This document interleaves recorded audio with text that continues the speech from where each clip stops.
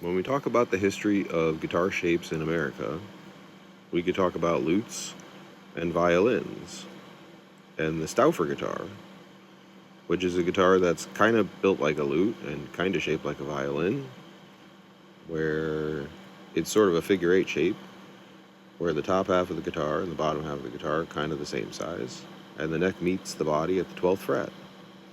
This is a guitar that Christian Martin knew how to make in the 1830s when he came over to America. And in 1834, he made this guitar. But he thought, this guitar is not loud enough to compete with the other instruments. What can I do? He looked at mandolins, which were gaining popularity at the time. Mandolins are a teardrop shape. At the time, they had bowl backs. And it meant that at the top of the teardrop, the neck is very rigidly attached and can put a lot of stress on the instrument. And at the bottom, the top is very wide, and if you vibrate it with strings, it can move a lot of air. And so you can put double strings on a mandolin that it's pretty rigid and can take the stress of the double strings, and you can have yourself a stringed instrument that's pretty darn loud.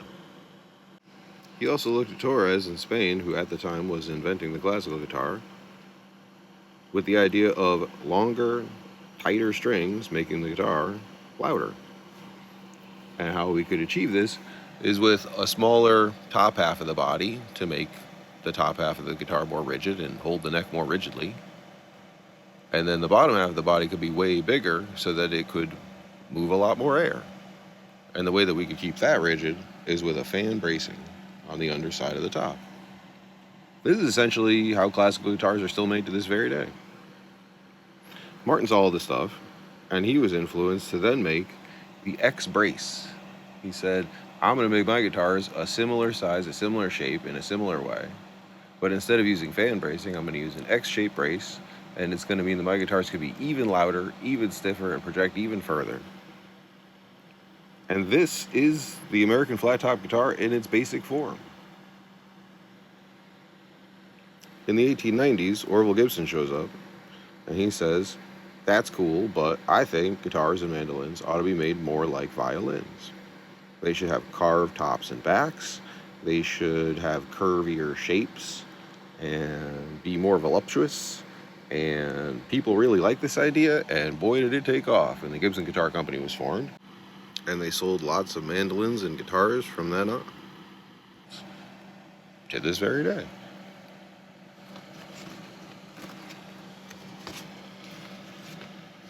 In the 19-teens, the Ditson Catalog Company asked Martin for a custom guitar run that they could sell in their catalog, and they wanted a big guitar with a wide waist. Martin made this guitar for them, and they called it the D model. D standing for Dreadnought, which is a giant famous battleship of the day, and people would have got it at the time.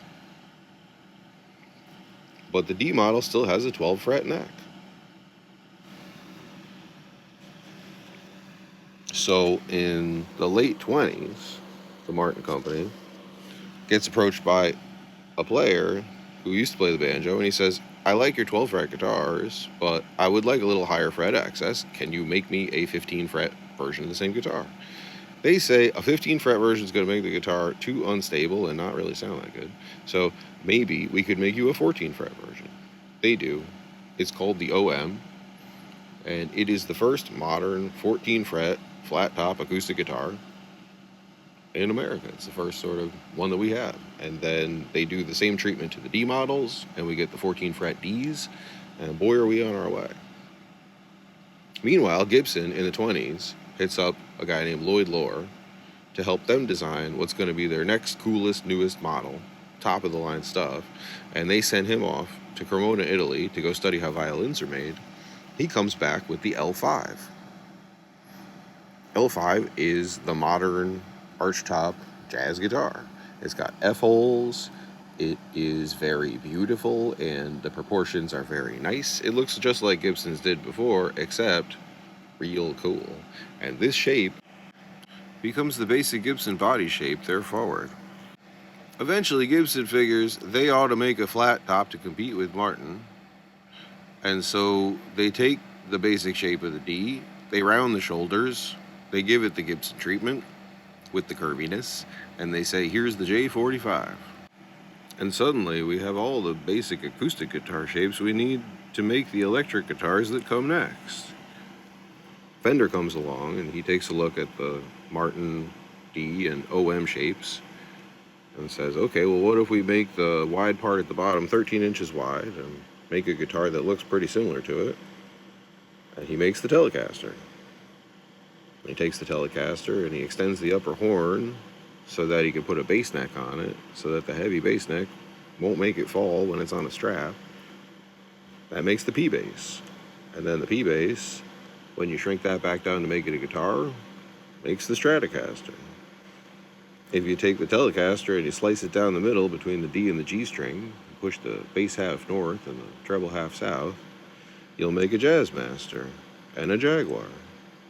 And if you take the Jazzmaster Jaguar shape and you try to slice an inch out of the middle so that it's 12 inches wide instead of 13 inches wide, you make a Mustang. That takes care of all the Fender guitars.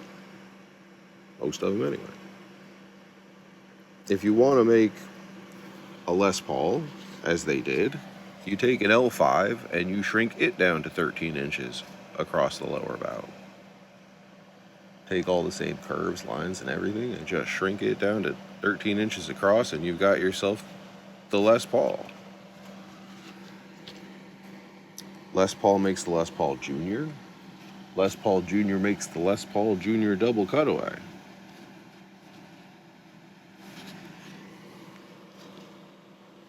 Later in the 50s, Gibson was looking for a guitar to compete with Fender, to compete with the Stratocaster, that the double cutaway wasn't really going to do it for him.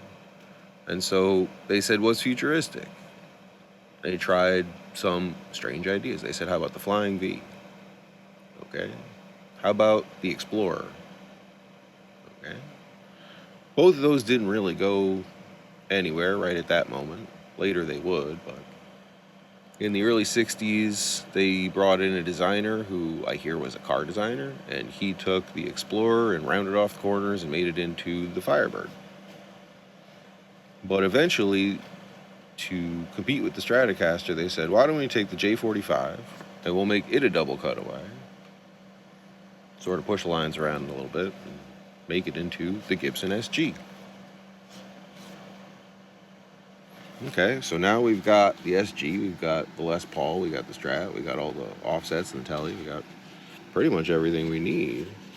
And we can talk about what they influence. Like you could look at this ESP or this ESP. And from here we've basically done most of the work, with the exception of Paul Reed Smith. If you take a Les Paul Jr. double cutaway,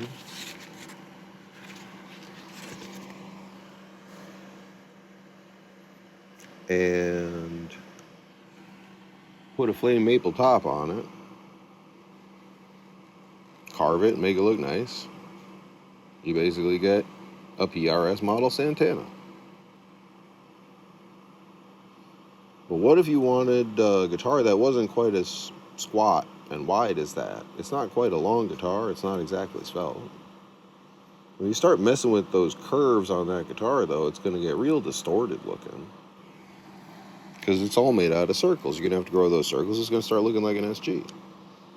How do we stretch circles? Well, it appears the way that he did it was with ellipses. You get a circle where on one axis is a radius this long, and then 90 degrees away from it is a radius that's longer. And you can stretch a circle with an ellipse. It doesn't stay a circle, but it does stay around.